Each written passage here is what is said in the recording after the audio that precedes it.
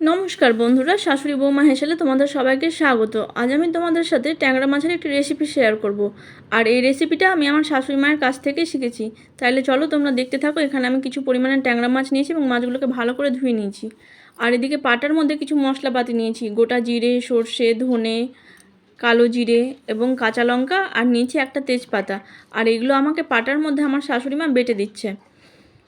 পাটায় বাটলে এই মশলাটার স্বাদ আরও বেড়ে যায় এবং এই রান্নাটায় টেস্ট খুব সুন্দর হয়।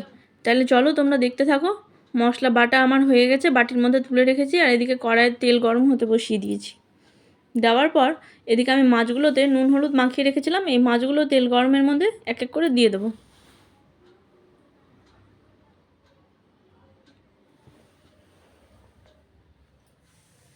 দেখো মাছগুলো আমি দিয়ে দিচ্ছি। মাছগুলো আমি খুব বেশি ভাজবো না, একটু হালকাই ভাজবো।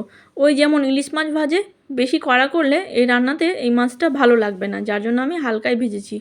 আর এদিকে কড়াইয়ের মধ্যে দিয়ে দিলাম ওই তেলের মধ্যে কালো জিরে এবং দুটো কাঁচা লঙ্কা। এবার ওই বাটা মশলাটা এই তেলের মধ্যে দিয়ে দেবো। আর দেব স্বাদ মতো নুন এবং পরিমাণ মতো হলুদ গুঁড়ো দিয়ে আবারও একটু নেড়ে নেব।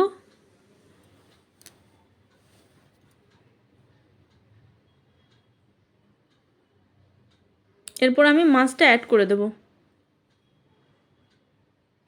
দিয়ে আবারও একটু নেড়ে নেব।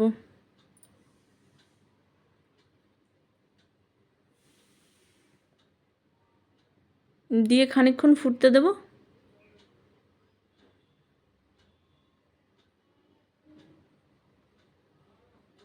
প্রায় আমার হয়েই এসেছে। তোমরাও এভাবে তৈরি করে খেয়ে দেখো, খুব সুন্দর হয়েছিল আমার এই রান্নাটি।